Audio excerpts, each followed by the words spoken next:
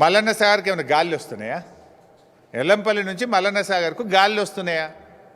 ఎల్లంపల్లి నుంచి నీళ్ళు ఏడికి వస్తాయి? ఎల్లంపల్లిలో మేడారం దగ్గర మోటార్ లాంచ్ చేస్తే మేడారం రిజర్వాయర్లు పడతాయి. మేడారం రిజర్వాయర్ నుంచి లక్ష్మీ బ్యారేజ్ దగ్గర లక్ష్మీ పంప్ హౌస్ ఆన్ చేస్తే వరద కాలువలో పడతాయి.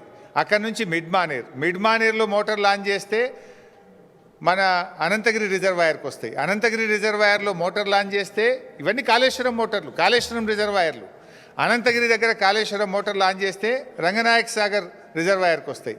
రంగనాయక్ సాగర్లో కాళేశ్వరం మోటార్ లాంచ్ చేస్తే మల్లన్న సాగర్కి వస్తాయి. All these are part of Kaleshwaram. యాడికెళ్ళి వస్తాయి? ఎల్లంపల్లికి వస్తున్నాయి. మేము కట్టి ఆ ఎల్లంపల్లికి 2000 కోట్లకు పైగా బీఆర్ఎస్ఏ ఖర్చు పెట్టింది, బీఆర్ఎస్ఏ పూర్తి చేసింది.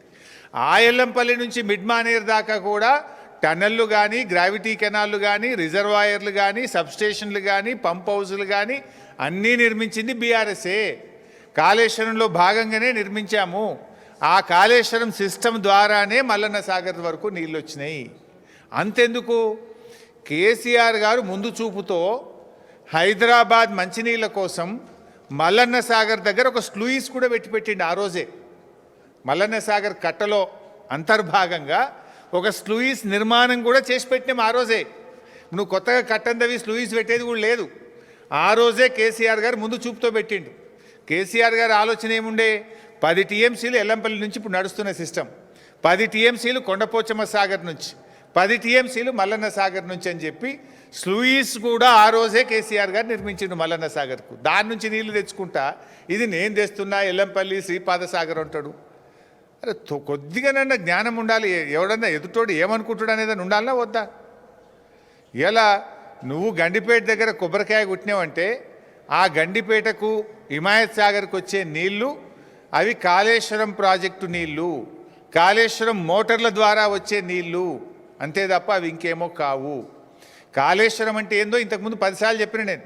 కాళేశ్వరం అంటే 3 బ్యారేజీలు, 15 రిజర్వాయర్లు, 19 సబ్స్టేషన్లు, 21 పంప్ హౌజులు, 98 కిలోమీటర్ల పంప్ ప్రెషర్ మెయిను, 203 కిలోమీటర్ల టనలు, 1531 కిలోమీటర్ల గ్రావిటీ కెనాల్స్. ఇవన్నీ కాళేశ్వరంలో భాగమే. ఇందాక నేను ఏమన్నా కాళేశ్వరం అంటే 15 రిజర్వాయర్లు అన్నా. ఆ 15 రిజర్వాయర్లలో ఒక రిజర్వాయర్ మల్లన్న సాగర్. ఆ మల్లన్న సాగర్ కాళేశ్వరంలో అంతర్భాగము. కాళేశ్వరంలో ఖర్చు పెట్టిన 93,000 కోట్లలో ఖర్చు పెట్టిందే.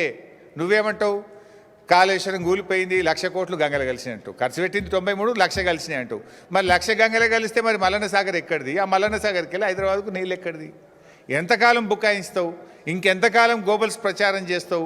ఇంత కామన్ సెన్స్ లేకుండా మాట్లాడితే ముఖ్యమంత్రి కుర్చీకుండే గౌరవం పోతుంది. ప్రజలు నిన్ను చూసి నవ్వుకునేటువంటి పరిస్థితి ఉంటుంది.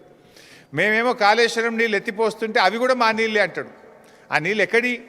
కాళేశ్వరంలో అంతర్భాగం కాదా? ఈయన ఎట్లా తయారైందంటే కేసీఆర్ గారి ప్రభుత్వం సాధించిన విజయాలను కూడా ఆయన తనవిగా చెప్పుకునే ప్రయత్నం చేస్తాడు.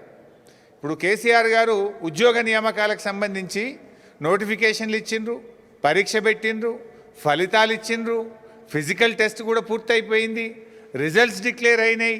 నువ్వు ఓన్లీ వాళ్ళకు కాగితం ఇచ్చి ఫోటో దిగి ఉద్యోగాలు నేనే ఇచ్చినట్టు. ఇది కూడా గట్లే ఉంది. కాళేశ్వరం అంతా కట్టింది కేసీఆర్, నీళ్ళు వచ్చేది కూడా కాళేశ్వరంలో భాగము.